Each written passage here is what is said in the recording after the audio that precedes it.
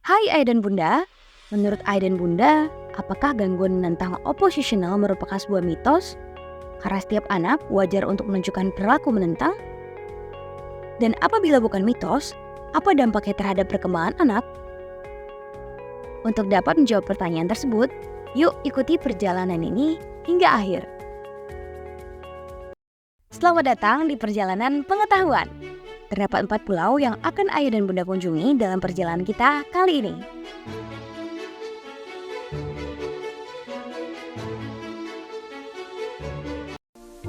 Hai Ayah dan Bunda, saya Meli sebagai pemandu pertama dalam perjalanan kita kali ini. Saya akan mengajak Ayah dan Bunda untuk mengunjungi Pulau A.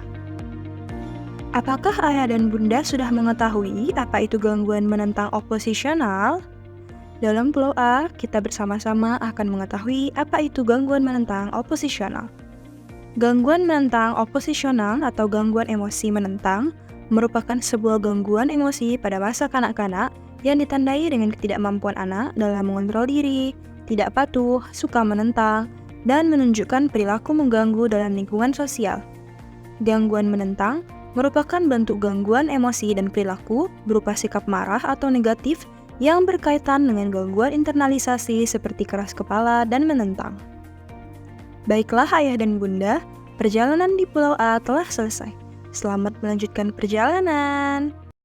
Hai Ayah dan Bunda, perkenalkan saya Tiara sebagai pemandu kedua dalam perjalanan kita kali ini. Saya akan mengajak Ayah dan Bunda untuk berkunjung di Pulau B. Dalam Pulau B, Ayah dan Bunda akan mendapat pengetahuan baru mengenai gejala dari gangguan menentang oposisional. Terdapat 2 kategori dalam gejala gangguan menentang oposisional. Kategori pertama, suasana hati yang mudah marah dan mudah tersinggung. Dalam hal ini, anak sering hilang kesabaran, seringkali sensitif dan mudah terganggu, serta sering marah dan kesal. Kategori yang kedua, perilaku argumentatif dan penentangan. Dalam hal ini, anak sering berdebat dengan figur otoritas seperti orang tua dan guru, seringkali secara aktif menentang atau menolak untuk mematuhi permintaan dari figur otoritas atau aturan, sering dengan sengaja mengganggu orang lain, dan yang terakhir, sering menyalahkan orang lain atas kesalahan atau perilaku buruknya. Baiklah Ayah dan Bunda, perjalanan di Pulau B telah selesai. Selamat melanjutkan perjalanan ke pulau berikutnya. Hai Ayah Bunda, perkenalkan saya Amarta Dinanti. Di sini saya sebagai pemandu ketiga dalam Pulau C. Pada Pulau C ini kita akan membahas tentang faktor-faktor yang dapat menyebabkan terjadinya gangguan menentang oposisional pada anak. Yang pertama ada faktor lingkungan. Jika sebuah lingkungan di mana anak-anak merasa ketidaknyamanan, apa yang bisa terjadi? Lingkungan keluarga yang tidak stabil dapat menyebabkan kondisi emosional anak yang tidak stabil pula. Lingkungan rumah yang tidak stabil ini dapat mencakup lebih dari sekedar konflik orang tua. Faktor ini juga melibatkan kekurangan dukungan emosional atau bahkan situasi keuangan yang sulit dan hal lainnya. Semua ini bisa menciptakan beban yang besar bagi anak, mendorong mereka untuk menunjukkan sikap menentang sebagai bentuk tanggapan terhadap ketidaknyamanan tersebut. Yang kedua ada faktor genetik. Bagaimana faktor genetik dapat memainkan peran penting dalam membentuk pola perilaku anak?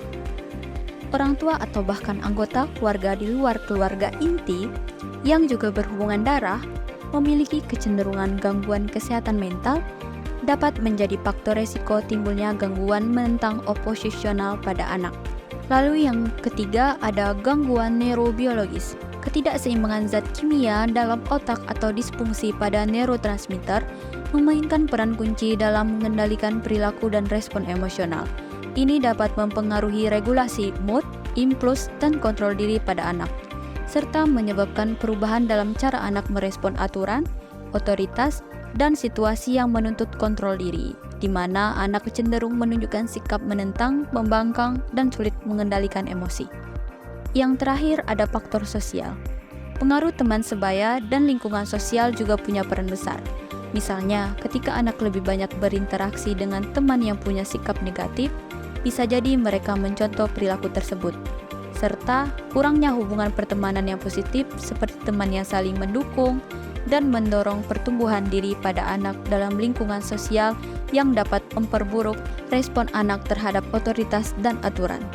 Terima kasih sudah menyimak, sampai jumpa. Hai Ayah dan Bunda, saya Rini sebagai pemandu terakhir dalam perjalanan kita kali ini.